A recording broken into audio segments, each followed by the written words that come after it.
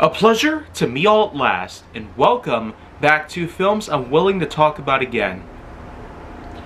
And so, what we got here to talk about are actually two films that were sequels based on a popular 2005 film by DreamWorks. Yeah, I've actually talked a bit about this during the first season of Films I'm Willing to Talk About Again, and I feel like that by now, it might as well be time to put it to rest once and for all.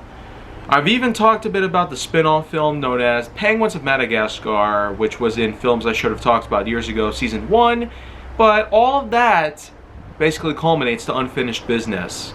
And so, let's get started by talking a bit about Madagascar, Escape to Africa.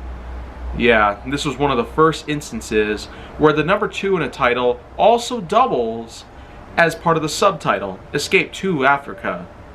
I mean, the number 2 is number 2. T-W-O, not just T-O. But the thing is, though, it was actually a unique idea. Certainly one of the most clever ways to implement the number 2 into a title and the subtitle at the same time. But amongst all things, I'd say the real beauty is the fact that how much more world building this has culminated in its entirety. Its release in 2008 was already pretty highly anticipated, as this technically generated the popularity of the song I'd Like to Move It by Shaggy.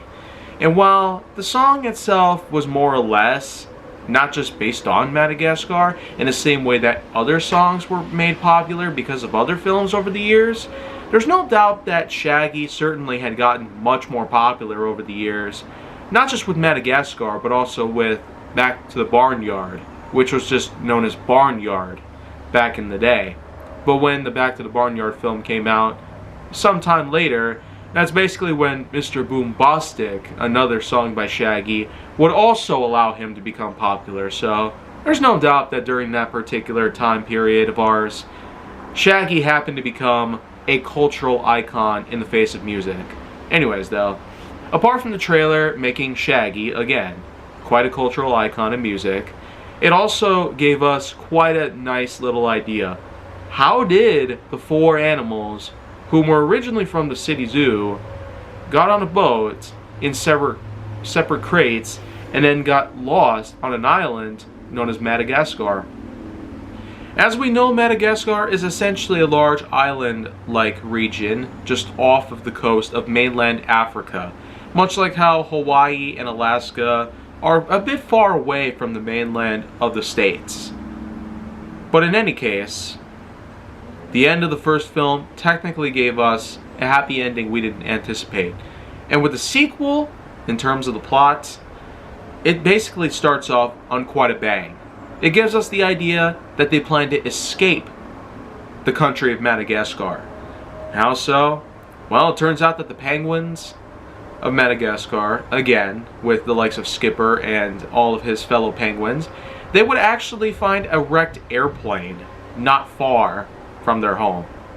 So, at any point in time, do you think that in the time that they spent on Madagascar, since they landed there from those crates, you think they would have spotted that plane sooner? Well, anyways, the whole thing about this idea of escaping from the country of Madagascar and attempting to make it back to their own home in the States is that they hope to have this airplane become their saving grace. Which it does, after a notable series of repairs and other such things take place.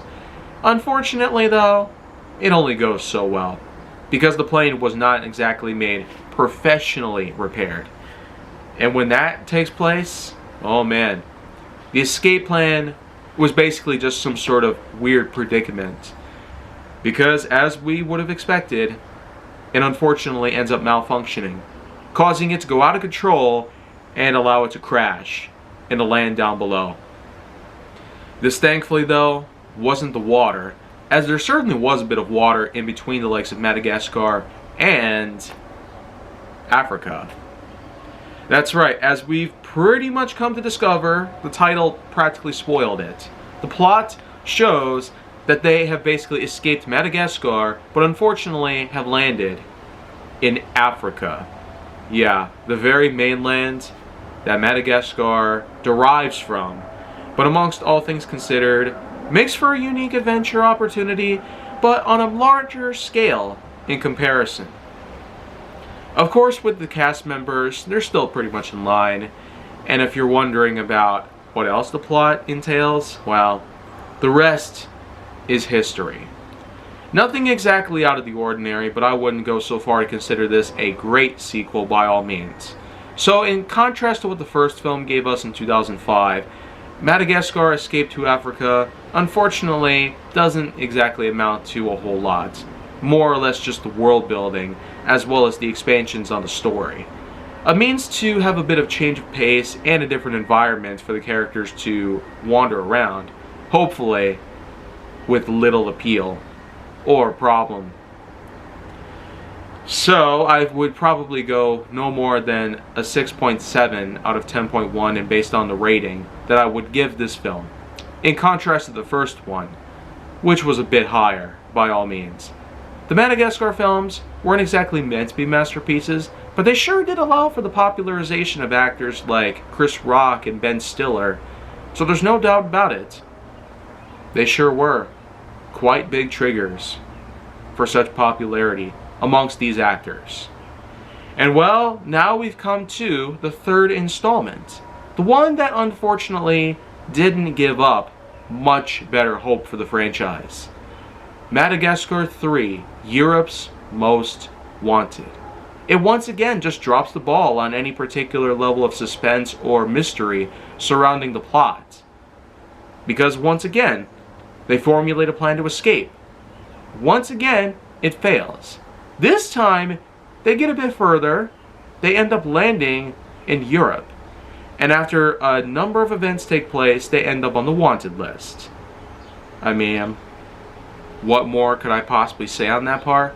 I barely ever found myself able to watch it without even getting a slight hint of boredom from it. And I feel like that could just be self-explanatory in its own way, but I have seriously tried my best to cope with it. But even 12 years later, I still just can't quite get used to it. Having a third Madagascar film, at least trying to make it a trilogy, it's certainly nothing at all like Toy Story or The Godfather or Home Alone or any of those other films that have gotten a third film in the franchise. I mean, even Ghostbusters tried to have a third film many different times, but all we got was a video game. That technically was the part 3 we were looking for to begin with. So, 5.0 out of 10.1. Probably smack dab in the middle there, but it still is something that should have had a lot of improvements done to it.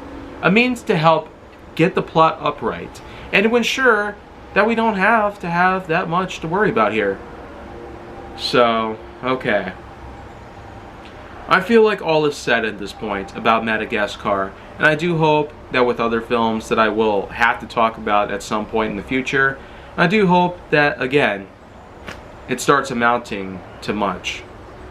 But hopefully, once I get back here, I'll have another thing picked out, and I'll even have some more stuff to talk about. Because Madagascar 2 and 3, unfortunately, didn't seem quite well in contrast to what the first one had to offer. And so, I had plenty to talk about it with the first film. But with 2 and 3, there's just not very much I could comment on in terms of plot or in terms of other specifics. They just seem like something that's not entirely worth watching. So okay, I guess that wraps things up here. But if you want to see more, go down on the channel. Make sure to like, subscribe, comment, follow me wherever you can find me, and stay on the Hollywood side.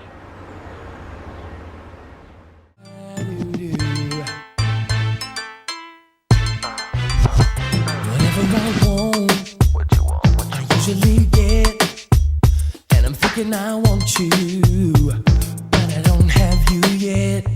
I ain't got no tricks to be playing on you.